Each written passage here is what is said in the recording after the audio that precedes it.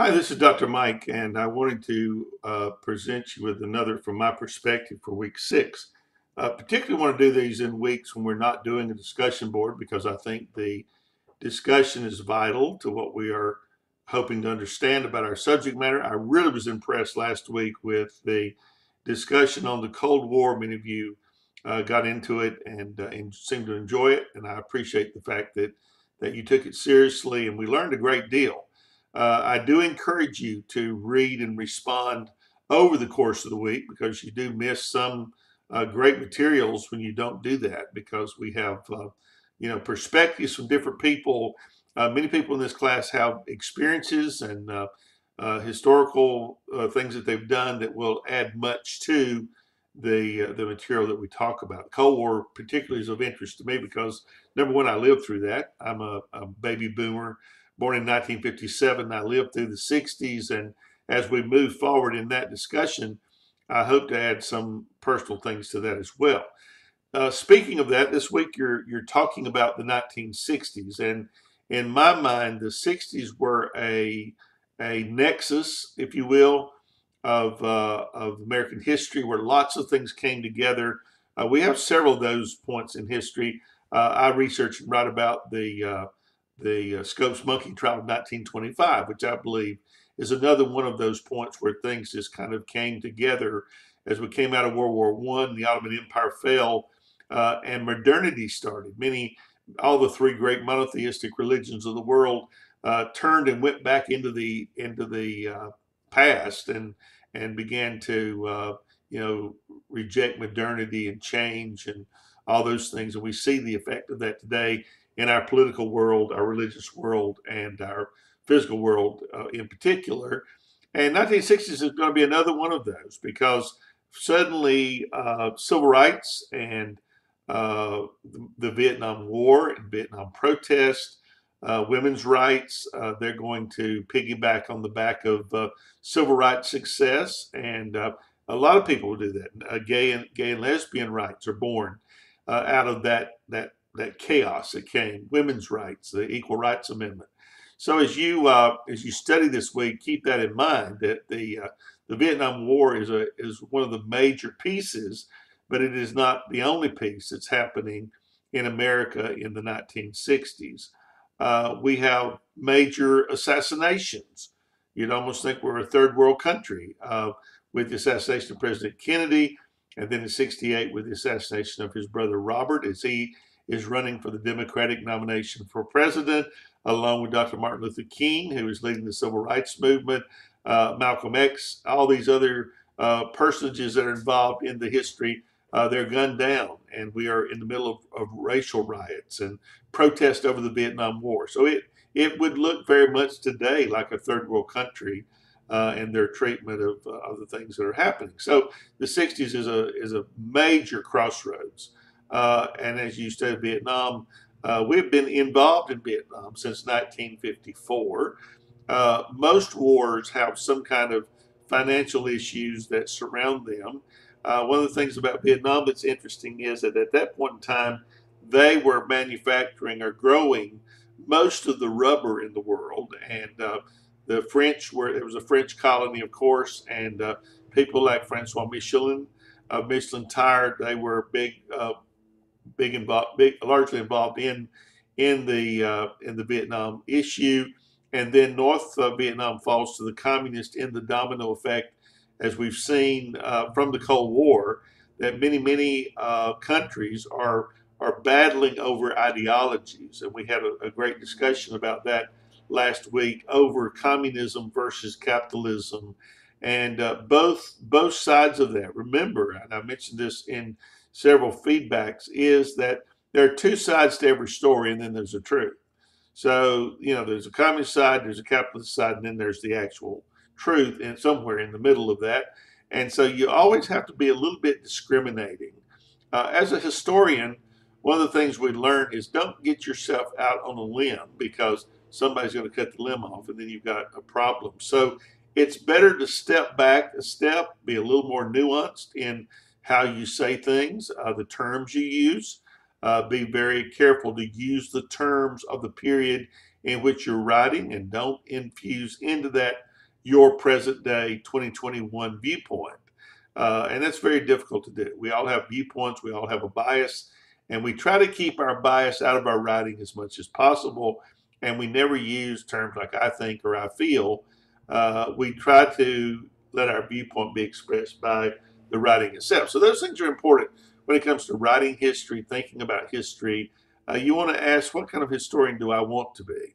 What is my purpose in doing this? Who am I teaching?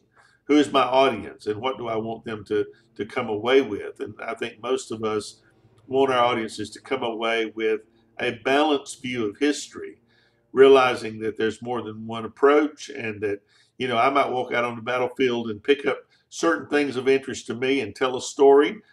You might come out, pick up something entirely different, and find other perspectives and tell a largely different story, but it's going to have the same elements in it. So it's about perception and understanding.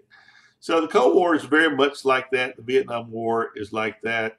The Vietnam War, of course, is the first war we had ever technically lost. And it did things to this country, not only the protest, and I lived through that very clearly because I was within 6 months of being drafted when the war ended and the draft stopped. So I was very much on the way to go to Vietnam at the time. A lot of my friends did go. A lot of them came back in boxes. For the first time, we see soldiers coming home in a box. That hadn't been done before. In World War II, most of our soldiers were buried on the field. World War One, that's true. And so, we're not used to that. And so it's upsetting to America to see the price that our young men are paying for a war that was nondescript and non-defined. And what were we going to get out of it if we prevented South Vietnam from falling to the communists? So we begin to ask questions about the domino theory and whether it was really worth our time or not, because we had now for probably 30 years been fighting, trying to keep communism from encroaching and taking over the world. And some of you in your viewpoints lacked a little bit of understanding about what it was like to be a communist and to be in a communist country. I experienced that firsthand in 1990, right before the dissolving of the Soviet Union, when I spent 11 days in Russia and in Kiev, and actually went to visit Russians living in their apartments. And you had an apartment, was like a 10 by 10 room, one apartment, and you had 3 families living in it. And they lived in these giant high-rise buildings where there were 30 of those apartments on the floor, times ever how many families were living there, and had one bathroom for the entire floor. So, and they worked where they were assigned to work. They didn't get a choice in that. They were assigned, if they got to have a car, it was assigned to them. Their housing was assigned to them. And the average woman in 1990 was not working because it was a 40-hour-a-week job just to queue up to get enough food to feed her family. It was the most amazing thing is there was very little food in 1990. They were living off beets and cheese, basically. But someone would just say, hey, they're giving away something down the street. You just grabbed a bag and ran and got in line because you knew if you didn't need it now, you're going to need it next week. It might be potatoes, it might be soap, it might be whatever, but that was how the communism really was. And it was amazing when the Berlin Wall was taken down in 1991. It went right through the middle of Berlin. Of course, you know that story from the Cold War. They built it in the 1960s to divide communist Berlin from capitalist Berlin and East and West Germany. When the wall came down, on the communist side, that picture was so telling. On the communist side, there was not one window that had glass in it. They're all broken out. There's not one sprig of green grass. There's not one flower. There's not one tree. There's not one car there that's newer than 30 years old, and everything's dirty, dingy, and dark, almost like a black and white photograph. You could have looked at a black and white and color photograph of East Germany and not be able to tell the difference. On the western side, it was modern, new cars, new buildings, glass in the windows, flower pots blooming, trees blooming. It was just so telling to see the difference between the two ideologies and see what they produced. without somebody editing it and the media telling you what you were supposed to see. But that was such a telling picture of the life under communism, where you were a slave to the capitalist system or to the communist system, and life under capitalism, where in some respects you might say, well, we're still slaves, but our quality of life was so much better. It was funny that the communists would tell their people that, when they came to America, saw a city like New York or saw a city like DC, that was just a show city. That people didn't live like that, but they do that for the benefit of people visiting to think we did. And their people would believe that. Talk about misinformation. They were masters at it, and convinced their people that we were the evil empire. Notice when Reagan came to office that he used those words, the evil empire, Russia, the evil empire. Words have power, and many politicians know that, and we kind of fall into that trap sometimes. And so that basically was kind of my things I wanted to share with you from reading your discussions and participating, to kind of clarify some points on my side to all of you, and some of them I clarified individually in our discussions last week. But I wanted you to understand that maybe there's a lot more when you experience it and you walk through it. There's a lot more depth there than just words on paper. Even though, as I said, words can be powerful, words can also not express the full scope or the depth of what we need to be thinking about. So basically, that is important.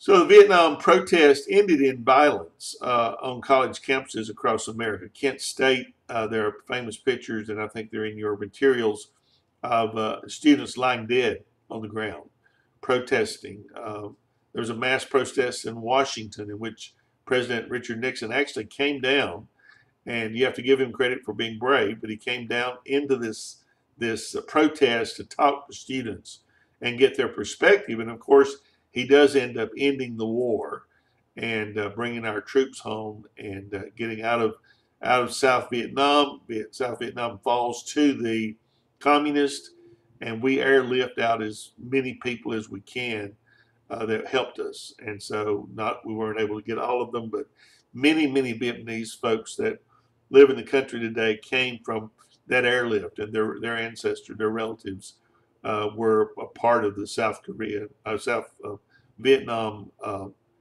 mess that we had gotten ourselves into. But we extracted ourselves from it, and sometimes, just like in Afghanistan, you can't win the war. Afghanistan, Alexander the Great almost lost his shirt there. The Soviets got roundly defeated by the Mujahideen.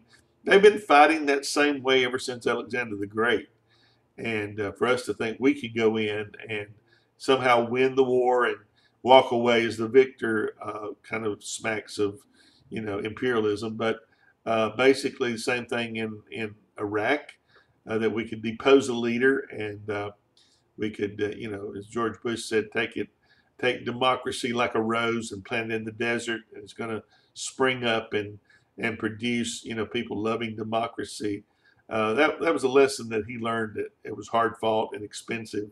Those folks didn't want our democracy; they wanted our stuff, and that's the way it is with most of the world. They've been ruled the way they are for decades. They're not hungry for democracy in most places, and democracy is really difficult to plant in a place where there wasn't democracy before, because people don't understand. They don't understand. We don't understand it. When I look at in Washington today, I don't think I understand any more than I did when I started as a historian. So anyway, so those are things to think about this week as you're looking at reading your materials. You're working on your paper. We're 2 weeks away from the end. Let me encourage you to make the effort to end well. Now's the time. You see the finish line. Increase your speed, increase your dedication, increase your work, and let's end well. It's not how you start the race that matters so much as how you end it. So I want to see you in the victory circle in the end. And if I can help you, I'm here for that. Please contact me. I'll be glad to do a private Zoom with you if you need that. That we can talk about how you can improve yourself. I can't guarantee you'll pass. That's up to you. but I can guarantee your health that I will help you in any way that I can to finish well. So I hope you have a great week, and I look forward to hearing from many of you. Feel free to email, feel free to call me. I'm here for that. I have nothing going on in my life more important than seeing you successful. So please let me be a part of that if I can help you. Thank you so much, and we'll talk soon.